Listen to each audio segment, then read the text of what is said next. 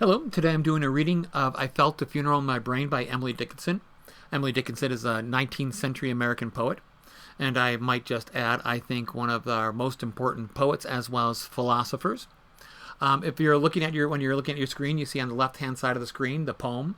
On the right-hand side, you see some of the literary devices I'm going to discuss.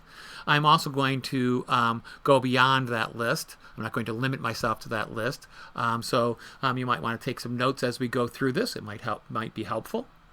So let us go to the poem. I will read the poem aloud, talk about some salient stylistic features of Dickinson's poetry, and then move to kind of a explication analysis of the poem. I felt a funeral in my brain, and mourners to and fro kept treading, till it seemed that sense was breaking through.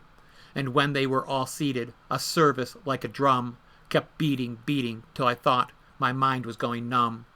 And then I heard them lift a box and creak across my soul with those same boots of lead again. Then space began to toll, as all the heavens were a bell, and being but an ear, and I in silence some strange race, wrecked, solitary, here. And then a plank in reason broke, and I dropped down, and hit a world at every plunge, and finished knowing then. Readers of Dickinson's poetry typically notice right off the bat the use of irregular capitalization. Dickinson does that. She capitalizes common nouns to draw the reader's eye to that word. Possibly develop motifs and themes through a grouping of those words that are capitalized. Certainly, it is a point of emphasis by capitalizing a common noun. It's not that she didn't understand the rules of capitalization. She chose to break those rules of capitalization. Another salient stylistic feature of Dickinson's poetry is the use of dashes. Dickinson is known for her compression, her terseness, her economy with words. And the dashes allow her to take out verbiage, take out words that might get in the way of the meaning that she's trying to articulate or the idea she's trying to articulate. The dashes also serve to create rhythm, to create pauses, cadence. You'll notice in the third line you have treading set off by itself, and so that might just be for the line kept treading to suggest that movement. Also, the dashes will set certain phrases off by themselves. The last line of the poem in particular we'll pay attention to when we get to the last line of the poem. But before we get there, we must deal with the first 5 stanzas, or the first 4 stanzas, before we get to that 5th stanza. All right, so the dashes are used once again to set cadence, to emphasize words, to set some words off to the side so we can think about them, and then to make a philosophical or a deeper point, if you will. All right, I want to look at the literary devices real quick. Some of these devices are kind of like the nuts and bolts, if you will, of the poem. They are the tools of the writer. Not that most of you will need to know what a tetrameter is or a trimeter is, but if you're going to write poetry, you might want to know that. Also, the Dickinson is using this meter to create a rhythm or a movement. So I think it's important to recognize it, since the whole poem is a moving procession, if you will, from the feeling of the funeral in the brain to the final burial at the end of the poem. So let's look at some of these meters. Tetrameter is a verse of four measures, 4 feet. Trimeter, a verse of 3 measures, 3 feet. Rhyme scheme, A, B, C, B. Slant rhyme, a type of rhyme with words that have similar but not identical sounds. And that's also a stylistic feature of Dickinson poems. She likes the slant rhyme. It's getting the rhyme slightly off. They sound similar but not exact. And so sometimes Dickinson does that to show that something profound has happened or something's not working out just right. So that slant rhyme breaks up kind of a sing-song quality, if you will, or an exactness of it, if you will. I think it was Robert Frost who suggested that rhyme is a lie because things don't always work out in life. But Ironically, he loved his rhyme. Now, I wanna go back to some of these literary devices, the meter, if you will, because I ran through that and it might be a little confusing. To help you out, I'm going to shift screens real quick and see if this can help us understand that and see what Dickinson's doing with the meter. All right, so I'm gonna slide my chair back a little bit, fix my laptop a little bit, and behind me I have the first stanza of the poem. And so you'll see that I have I've scanned it. This is what we call when we scan a poem. It's unstressed syllable followed by stress, unstressed, stressed, unstressed, stressed, unstressed, stressed. And so we have 1 foot, 2 feet, 3 feet, 4 feet. So that's the tetrameter that I mentioned. So that iambic gives it kind of a nice rhythm, nice beat. I felt the funeral in my brain. And then when we go to the next line of poetry, we only have 3 feet. Unstressed, stressed, unstressed, stressed, unstressed, stressed. But it's 3 feet. So we have 4 feet, 3 feet, and that pattern is repeated throughout the poem. There's one line in which Dickinson breaks that pattern, and we'll mention that when we get to it. But it gives it a nice pacing, a nice rhythm. It's kind of like that beating, treading, drum. That iambic helps with that kind of movement that Dickinson's hoping we catch as readers. But here, let me read through it again. I felt the funeral in my brain, and mourners to and fro kept treading till it seemed that sense was breaking through. Now, we don't typically emphasize the syllables when we're reading it aloud. They're there. We recognize a pattern. We recognize a rhythm. It gives a nice sound. It actually helps us memorize the poem if we wanted to recite it back and impress our friends someday. But that's the pattern. All right. And be aware of that because it's being employed to help with the cadence, the movement of the poem. Now, when I mentioned rhyme scheme, we have the rhyme scheme down here, A, B, C, B. And here we have fro rhyming with through. That's not an exact rhyme. So that's the slant rhyme that Dickinson likes to employ.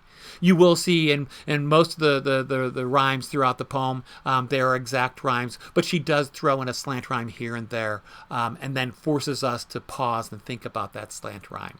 All right? So let us now go back to the poem. I'm going to switch my screen back over here. And there we go. Fix my camera. Set. All set. So let us look at the metaphorical funeral that I have listed on the right side. I just think that it's an easy way, an easy route into the poem, if you will. Each stanza is a different moment in the funeral service. Stanza 1, the wake. Stanza 2, the service. Stanza 3, the procession. Stanza 4, the funeral toll, and then the 5th stanza, the burial. So that's a nice kind of like a plot analysis, if you will, or movement in the poem. All right. As I said, it's one way into the poem. But let's look at the first stanza. I felt a funeral in my brain, and mourners to and fro kept treading till it seemed that sense was breaking through. Dickinson also loves her use of alliteration to create rhythm and movement. So let me go here. We have I felt. Sorry about that. Felt funeral. Nice use of F's there. Of course, we have the repetition of treading, beating. That all creates part of the movement, the rhythm of the poem. I love the use of assonance here. Creak across my soul, the hard C sounds and K sounds there that creak across my soul. It's kind of like boom, boom, boom, boom, boom. You actually can possibly visualize them lifting the coffin, the box, and walking it across the space where the body's going to be buried. Also, that's nice use of kind of like creak across my soul, like something about your soul and the chest being cracked as you're decaying. I can't help but hear that. But going back to some of the other kind of literary devices employed, the 4th stanza, we have silence, some strange, so nice S sounds there. So Dickinson loves her alliteration, her slant rhymes, her assonance. to create rhythm, to create movement in her poetry. Now, the word felt is important in the first line because it's not I imagined, I thought about this funeral in my brain, but the fact that the speaker of the poem felt it. There was a reality to it. It's real. I can feel this funeral in my brain. Now, the traditional reading, I think it's a good reading, is that the speaker of the poem is imagining their death. And they are. I also want you to think about that felt a funeral, that something in the brain has died, and possibly that which has died is reason. We see that in the last stanza, the plank in reason.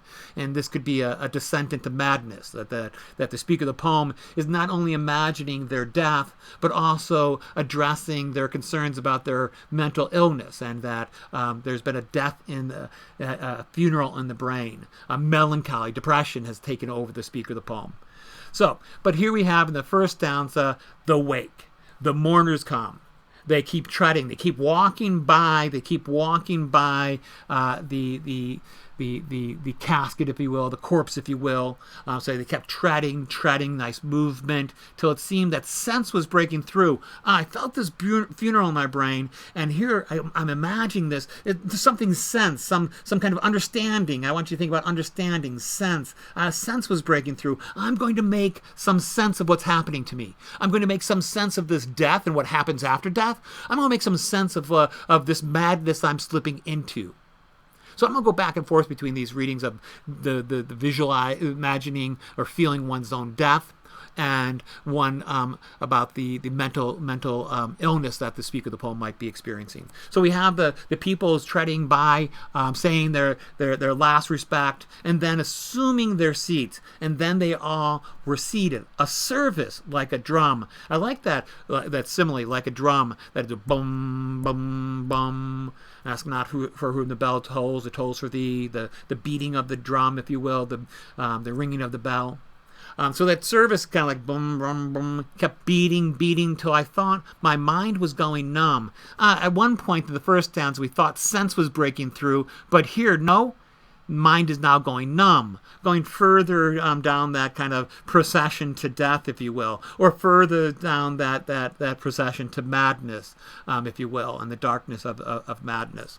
Now, I also like this brain. In the first stanza, I felt a funeral in my brain.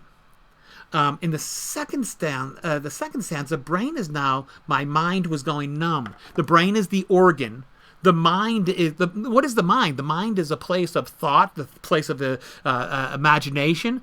The mind is the manifestation of thought, the manifestation of imagination. And we have that till I thought my mind was going numb. That my mind, where I have these thoughts, where I have this imagine, where I can see, understand, process these things, was going numb. So felt the funeral in my brain, and the brain is dying. Now the perception from the brain is going numb, and so the speaker of the poem is drifting further and further away from reality into madness, or maybe slipping further away from the life into death, or imagining their death. And then I heard them lift the box and creak across my soul. With those same boots of lead again, then space began to toll. Since I brought up brain and mind, now it's like, my soul.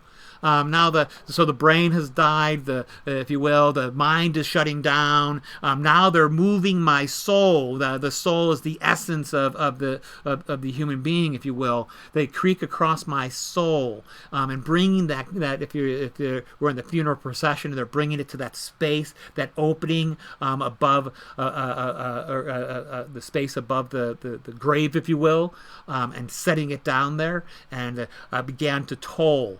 So we had the beating of the service drum. Now we have the space began to toll. The bell, ask not for whom the bell tolls.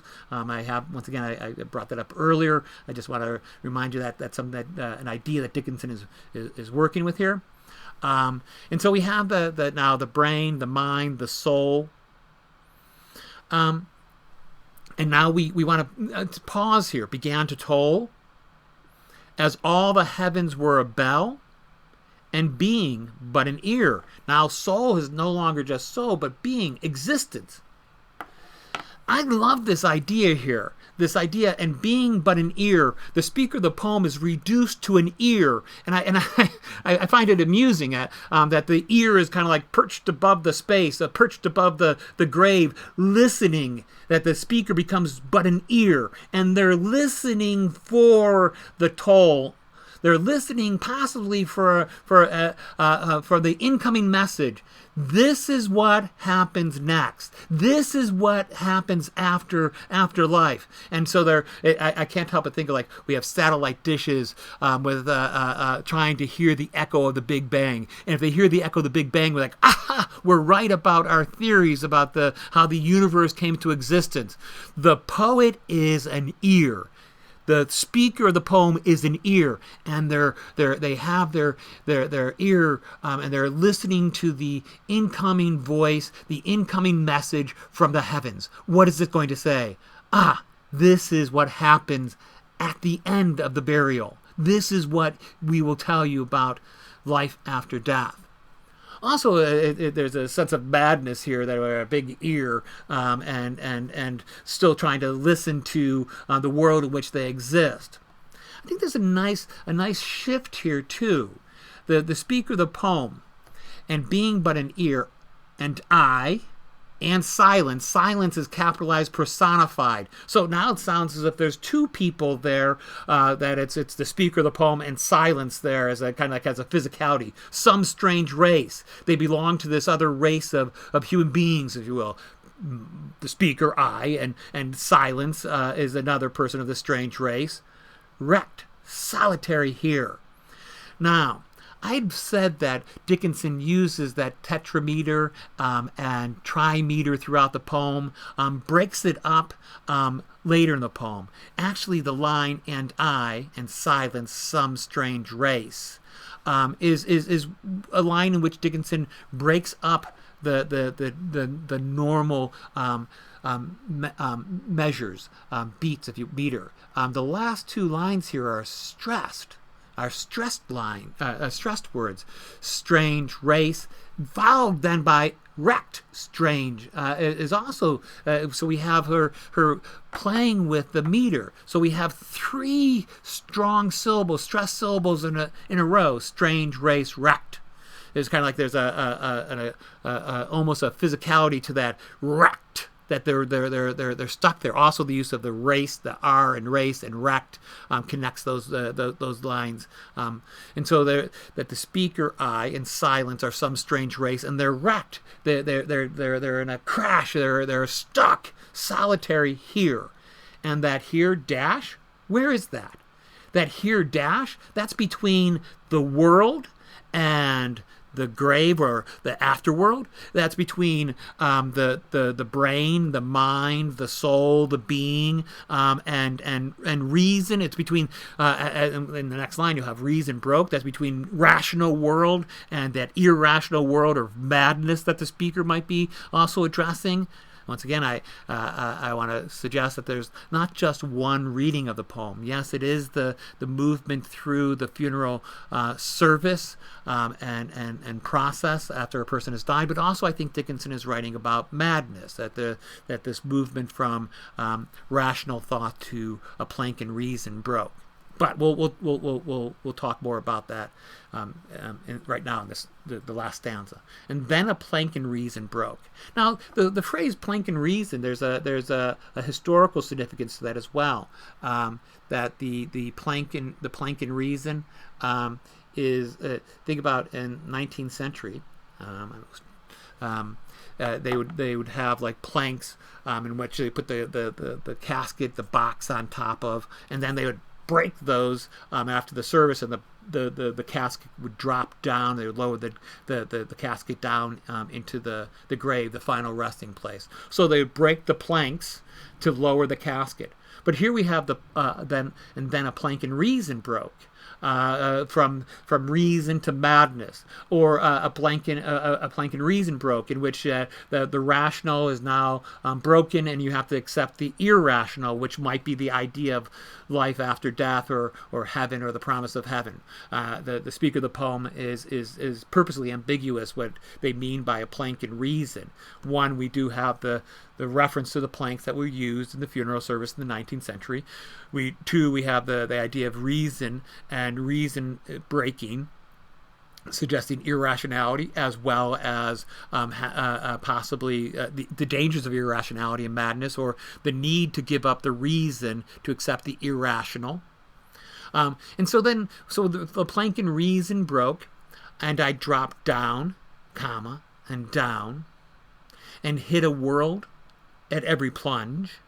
And this is a wonderful stanza where I said that Dickinson likes to slow the pacing down through dashes and commas. A lot of commas in this stanza. Slows it down so we can visualize the box dropping down, down, and hit a world. What world is capitalized? What world is that? Life after death, madness, with every plunge, and finished knowing then. And here Dickinson ends the poem with a soft, unstressed syllable, then. And if she followed the regular pattern in the poem and finished knowing then, we would have the unstressed then followed by another word that would be stressed, and that would be the answer. That would be the answer. Finished knowing what? Finish knowing then there is a God. Finish knowing then that there is no God. Finish knowing then that there is a return from madness, or what madness is. But Dickinson breaks up that meter by not including a word after then that would be stressed, that would possibly answer, finish knowing then.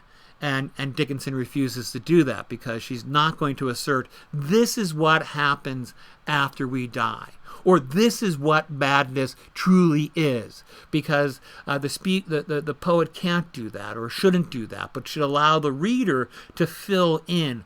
What do we know at the end of this poem about madness? What do we know about the life after death? We have to fill that in ourselves. So Dickinson will end with the dash, the ellipsis, if you will, and the reader has to provide that answer. Now, Dickinson uses the word and 12 times in the poem. Dickinson starts 10 of the lines with and. We call that anaphora. It creates a beat, a rhythm. We saw how she uses alliteration. We see how she uses consonants, creak across. We see how she uses rhyme scheme and meter to have us move through this felt experience by the speaker.